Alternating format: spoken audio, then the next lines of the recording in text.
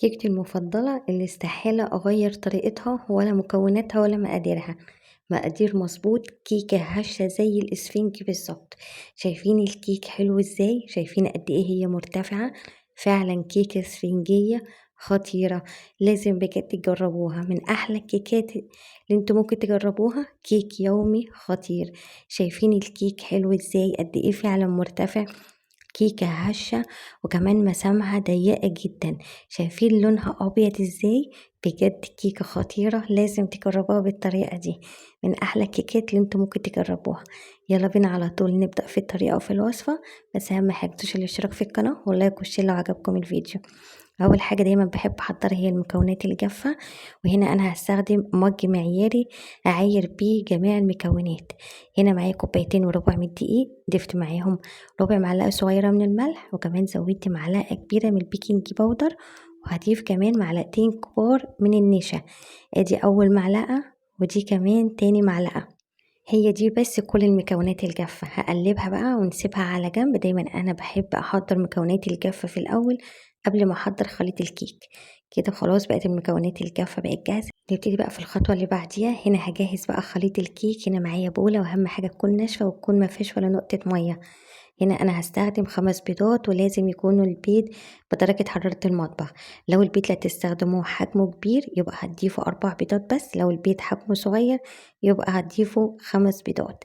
هضيف معاهم رشة كده من الفانيليا، يعني ربع معلقة صغيرة من الفانيليا، وكوباية من السكر، بنفس الكوباية اللي عيرت بيها الدقيق عيرت بيها كمان السكر. هضرب بقى البيض مع السكر مع الفانيليا لغاية ما البيض يبتدي ان هو لونه يفتح، يعني من اللون الاصفر الغامق لغاية ما يبقى الخليط معاكم كده للون الاصفر الفاتح.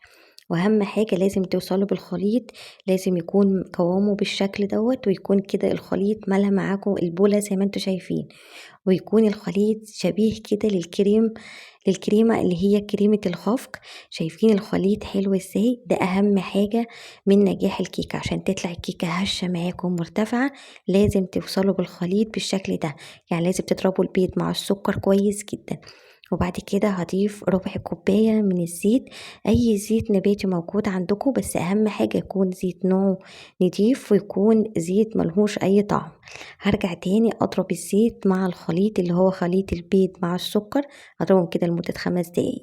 جبت هنا كسرولة ونزلت بكوباية من الحليب، وهزود كمان 150 جرام من الزبدة. يفضل الزبدة اللي احنا هنستخدمها تكون بدون ملح، يعني زبدة غير مملحة. هاخد بقى اللبن مع الزبدة هرفعهم على النار لغاية ما الزبدة تسيح، وكمان الحليب يوصل لدرجة الغليان. كده خلاص الزبدة ساحت والحليب زي ما انتوا شايفين وصل درجة الغليان. هنبتدي بقى في الخطوة اللي بعديها، هنبتدي بقى ننزل بالدقيق شوية بشوية. انا مش بحب انزل بالدقيق مرة واحدة علشان مش عايزة اهبط الخليط، يعني دي خطوة مهمة.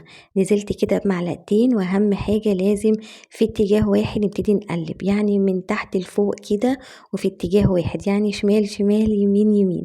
وبعد كده كمان زودت حوالي 3 معالق كده من خليط الزبدة مع الحليب، وبرضه هبتدي اقلب بالراحة خالص وفي نفس الاتجاه. وبعد كده زودت تاني معلقتين من الدقيق، وهبتدي اكرر كده العملية دي لغاية ما خلاص كل كمية الدقيق تخلص، وكمان كمية الحليب برضه بالراحة خالص كده. واهم حاجة نتأكد ان مفيش اي كتلات خالص من الدقيق. ورجعت زودت 3 معالق من خليط الحليب مع الزبدة، وهفضل اكرر كده حليب مع الزبدة ومعلقتين من الدقيق لغاية ما نخلص كل كمية الدقيق وكل كمية الحليب مع الزبدة. ودول اخر شوية حليب نزلت بيهم. وبرضه هبتدي ان انا اقلب تاني، وابتدي بقى خلاص ان انا ادوب كل كمية الدقيق اللي انا حطيتها. واهم حاجة نتأكد ان مفيش اي كتبتلات خالص. وجبت صينية، الصينية دي اللي انا استخدمتها دي مقاسها 28، دهنتها كده بقطعة من الزبدة، وبعد كده فرشت فيها ورقة زبدة من تحت. وندي بقى الخليط ده خبطتين كده قبل ما تدخله الفرن، ولازم يكون الفرن مشغلينه قبليها على درجة حرارة 180. الكيك بيخش على درجة حرارة هادية، هتقعد معاكم من 30 ل 35 دقيقة. واهم حاجة بعد 30 دقيقة نختبرها كده بعصاية الشيش طاووق، او ممكن بحرف سكينة. لو لقيتوها استوت خلاص تمام كده، لو لقيتوها لسه نية، واهم حاجة تختبروها دايما من النص عشان ده بيكون المكان الوحيد اللي الكيكة بتكون لسه نية فيه. لو لقيتوها لسه نية بعد 30 دقيقة أو 35 دقيقة ارجعوا دخلوها الفرن تاني واطفوا الفرن وسيبوا باب الفرن مفتوح نص فتحة لمدة كمان 5 دقايق وطلعوها، هتلاقوها استوت وهتلاقوها بالجمال ده. أحلى كيك يومي هتجربوه، كيكة هشة وخطيرة زي الإسفنج بالظبط. شايفين شكلها عامل ازاي؟ كيكة بجد خطيرة. مكوناتها كمان أنا يعني متأكدة وضامنة مكوناتها ومقاديرها 100%. لازم تجربوها وأنا متأكدة بجد إن هي هتعجبكم جدا.